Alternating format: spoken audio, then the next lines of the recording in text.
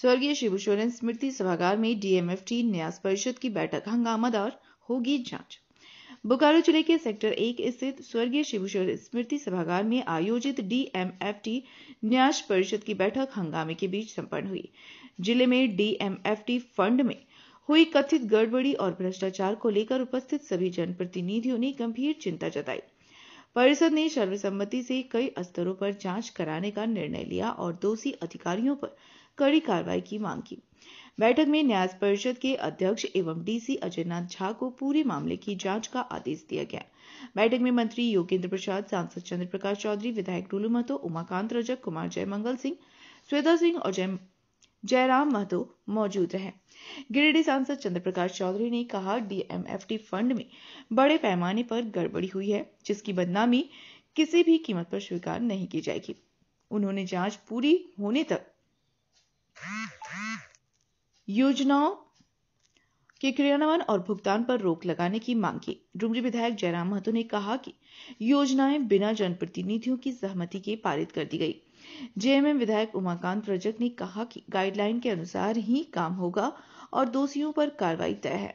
वहीं वैरमो विधायक कुमार जयमंगल सिंह ने बताया कि मामले की जांच एसीबी द्वारा भी की जाएगी और न्यायालय में पीआईएल दायर है। मंत्री योगेंद्र प्रसाद ने कहा कि गाइडलाइन के अनुसार ही विकास कार्य आगे बढ़ेंगे।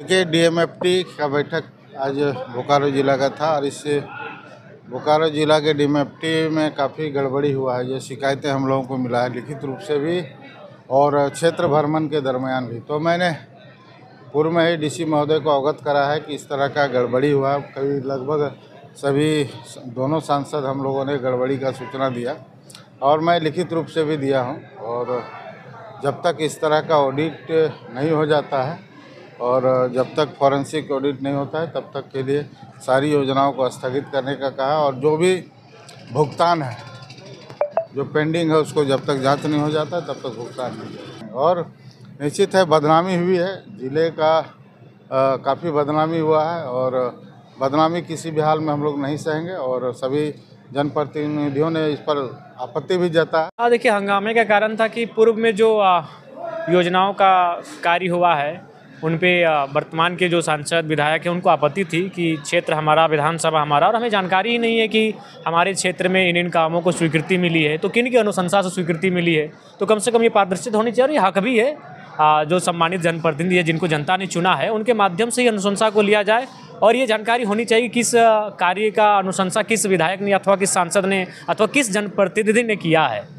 तो उसको लेकर थोड़ा सा हंगामा हुआ। बिल्कुल बोर्ड लगता है, लेकिन बहुत सारे बोर्ड लग के कार्यक्रम होके पार हो गए, लेकिन वहाँ बोर्ड में तो सांसद जी का नाम है, विधायक जी का नाम है, लेकिन पता चला सांसद और विधायक की उपस्थिति हुई ही नहीं है कार्यक्रम में और कार्यक्रम हो चुका है। तो ऐसे में प्रशासन की कार्यशैली पर प्रशंसनीय हुआ। उसी पर जो माननीय सांसद रहे, विधायक रहे, काफ़ी नाराज दिखे और अध्यक्ष उपायुक्त बोकारो ने उन्हें आश्वासन दिया है कि आइंदा इस तरह की भूल और त्रुटि नहीं बरती जाएगी और इन पर चीज़ों पर गंभीरतापूर्वक कार्य किया जाएगा।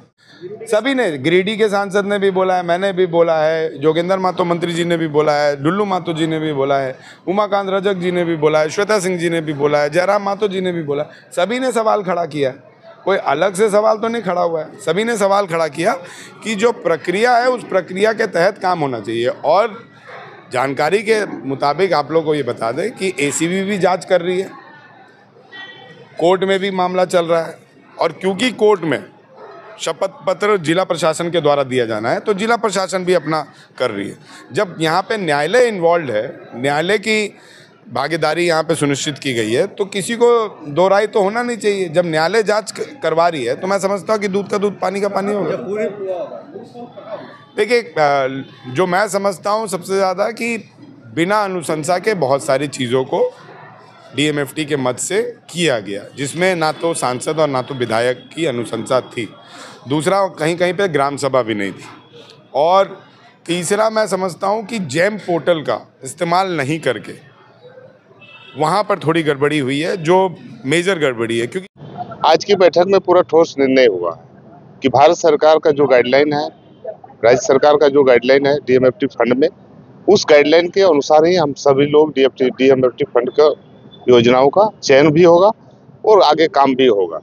और डीएमएफटी फंड में बोकारो जिला के अंदर में जो एक बदनामी आई है पिछले दिनों, गत दिनों जो हमारे यहाँ डीएमएफटी फंड में जो गड़बड़ियां हुई है, जो प्रकाशित हुआ मीडिया में, पेपर में, पत्रिकाओं में, उसकी जांच के लिए हम सभी लोगों ने कहा है और ये जांच विभिन्न स्तर से हो रहा है।